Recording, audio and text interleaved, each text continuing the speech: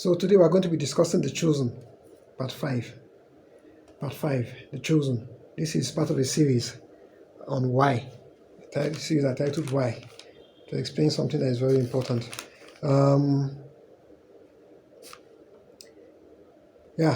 To give a brief, like I've said before, this is going to be a very, very unfamiliar take on a very, very familiar story. So please do not listen to one video and leave. If you are not willing to listen to the whole thing, just leave it alone. But not because I don't want you to hear it, but what you hear and absorb, you will think you understand, because it will make sense on an individual level, but you will misconstrue the whole picture. If you do not have it in context, you will misconstrue what is trying to be said.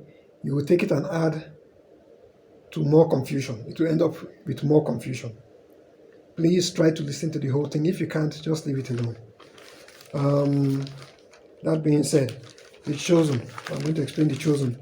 Who God is choosing, how God is choosing, why He is choosing them.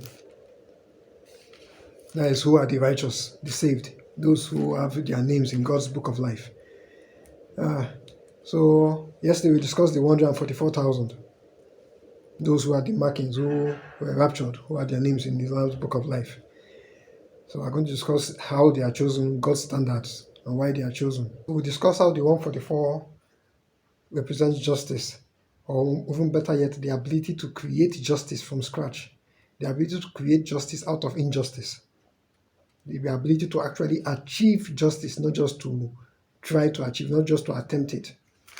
So that's what the 144 represents. We spoke about the 1, the 12, and the 144. 12 represents government in God's kingdom, and the 144 represents the ability, the essence of government, the essence of justice. So not just the justice that was given to you, but to be able to create justice out of nothing, to be able to create justice in another form, so to speak. So now, the chosen, to understand who the chosen are, who God's people are, we have to understand who God Himself is. So fundamentally, God is light. God is light, or at least He's supposed to be light, and Satan is darkness. So God is light, God is the revealer. When light comes, you are able to see things that you could not see before. And when there is darkness, you cannot see things that are right in front of you. You misconstrue things. You have no idea where you are. You are displaced. You have no sense of direction. You have no sense of location. So God is light, He is a revealer, and the darkness are the concealers.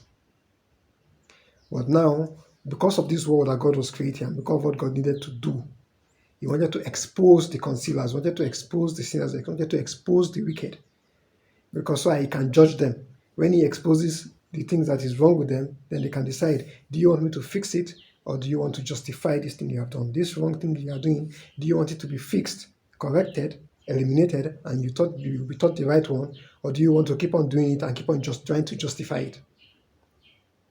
So because of this, He needed to find a way to reveal them. So He allowed this world to happen the way it is happening. That's why they keep on saying, like in Nigeria, they will say, this life, no balance. That is not fair. Everywhere they will say, if there was any justice in the world, things like that. Yes, He allowed it to be unjust, and He allowed it to be profitable for the wicked, for the unjust, so that the unjust can reveal themselves, can practice their wickedness. Because whatever is punished, people refrain from, people avoid, because nobody wants negative consequences. So by allowing sin and wickedness and evil deeds to be rewarded, for them to be able to do evil and get away with it, it encourages them, because evil is profitable to you. That's why you do it. It is profitable, it is the easy way out, and it is usually the profitable way.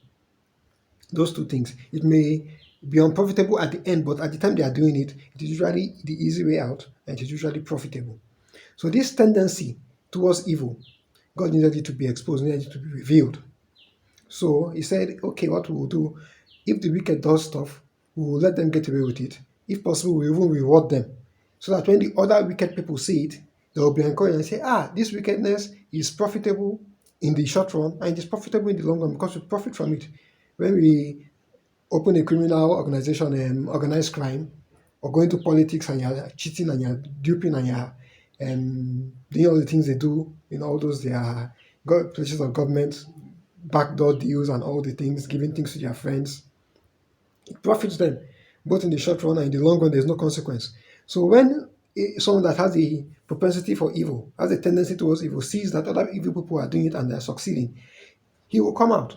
But if he had a propensity for evil and he saw someone do evil and he was severely punished, even though he had evil in him, he would calm down.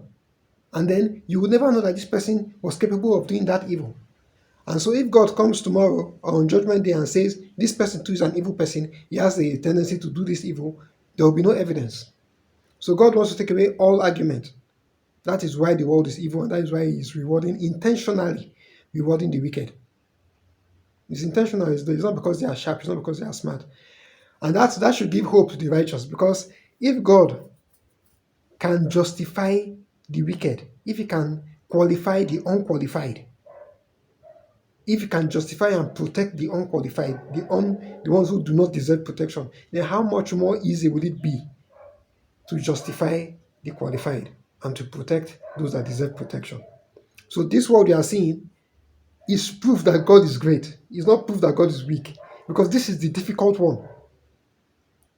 To qualify, when you look at kings, dictators, presidents all over the world, you see that these people are incompetent clowns. They are not worthy of these positions they are holding. They are selfish beasts, and they are supposed to be selfish. They also have put the people first, but they put themselves first and put the people. People are not even on the list. So it's not really a matter of putting people behind. In many cases, people are not even on their minds. But God still found a way to allow them to be getting into all these positions. He found a way to allow them to legalize their schemes, so that they control the whole political system, the whole monarchy. Everything is run basically by criminals. So if God could create a system where the most unqualified people are the only people that end up in those positions of authority, those high-ranking positions, then how much more easy would it be for him to qualify those who are very qualified for it? So that should calm people down first. It is all for a purpose. It's not because they are mighty. It's not because they are smart. It's not because the righteous are weak. It is him that very weakened the righteous by giving them weak laws for the purpose, so that they can expose themselves. So now that when they have exposed themselves, when he comes down and he says, hey, look at what you did, they cannot say they did not do it. Everything that they had proclivity for, it has been exposed. They did it one way or the other. They have revealed themselves. So it is clear this evil is there, this sin is there. So when they do it on earth, while they are on earth and you are going through the process, there are two things when it is revealed. When you see that, oh, you too, you have this evil tendency. Either you have seen that you are doing this wrong thing that you're not supposed to be doing, it's not helpful to the community, it's not helpful to the society. Do you want it fixed? Or are you so in love with yourself that because it is pleasurable to you, it is profitable to you, you would rather do it and keep on trying to justify it? If you keep on trying to justify it, then you are really evil on an eternal level. If you see that you are evil and then you are willing to correct it, to put it away and to work with God slowly and gently until He's able to correct it and bring you back to the right path, then you are eternally righteous. But in any case, both for the righteous and for the wicked, it needs their evils to be exposed and corrected and exposed. Then they will decide what to do with it. Either you correct it and be free from it, or you hold on to it, try to make excuses for it. Then when you come on judgment, they will show that your excuses do not stand, do not hold water. Because ultimately, this thing you are upholding, this behavior you are upholding, is a net negative to society. It's a problem to society, it's a problem to others. So you are basically a problem to others, which means you have to be destroyed. If you have a problem in your house, don't you destroy it? When you come to your house and you see cockroaches have messed up your food and have done everything, you try to destroy them. So you too are a problem now, you will also be destroyed. God is not a respecter of persons, whether you are a human being or an animal or a toad or an inanimate object. A problem is a problem, it will be destroyed. No respect of persons. So you either decide you to do things that will make you a solution to people, or you do things that will make you a problem to people. So that's what God is checking. At the end of the day, God is going to check this moral position that you decided to uphold, these things you decided to justify and say it is okay to do such things. By the time they check it against society, against the rest of the world, against the rest of the system, is it a net positive or is it a net negative? Are you a problem to society, or are you a solution to society? That's why you should be careful what you wish for. You should be careful what you hold on to. You should be careful the things you love. You should be careful about your desires. So if you work with him, he is trying to teach you the how the way that you end up being a solution to the society. So that instead of you being destroyed, you will be precious. They will need to protect you because you are helping society. With you, when you are around, society is lifted up. For example, to give you a good example, do you think if Apple were told that there was a way, and let's say they are stupid, but I think based on the value he had revealed, that he had, the amount of value he had given to them, if there was a way that if they paid $1 billion, they could preserve Steve Jobs for another 50 years, do you think they will not have paid it? What are the chances that you think they will not have paid it to keep Steve Jobs in Apple, to keep him alive, and for him to keep on giving their company value? Do you think? In the same way, if you are a solution to the world, the same way you will be precious, you have to be preserved. God himself will destroy nations to preserve you because you are a solution.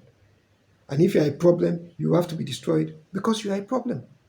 You are a problem. The same way you want the pedophile in your neighborhood to be taken out of your neighborhood so he doesn't sleep with your daughter or your son because he is a problem, the same way you two have to be destroyed when you are proven to be a problem. If you want problems in your own life to be destroyed, how can you think that when you are a problem, people should not destroy you? There's no respect of persons. You are not special. So that was actually not. This is just the foundation. It has taken so much time. So I'll stop it for today, and then tomorrow I'll discuss what I meant about the chosen, about the revealers and the concealers. This is like a foundation for it. It has taken more time than I planned. I don't want the videos to be taking more than 12 minutes. So like I said, this is part of a series why we're going to go into it. If the hashtag, you see it, a difficult story. So we're going to be going at least along the way, even though I've not really gotten to the point. I think you are getting valuable lessons and valuable insights into how God works. So I think that should suffice. But it's all going to build up all these principles. If I tell you the main point of what I mean by why, without laying all these foundations, you will not understand it. It will not have the depth. It will not make sense. It will just seem like I don't know what I'm talking about, and I do know what I'm talking about. So it is important for me to lay this foundation. So sorry for the delay. Let's see it as suspense, keeping you in suspense. Let's look at it that way. Cool. So I'll see you guys tomorrow. Good to see you.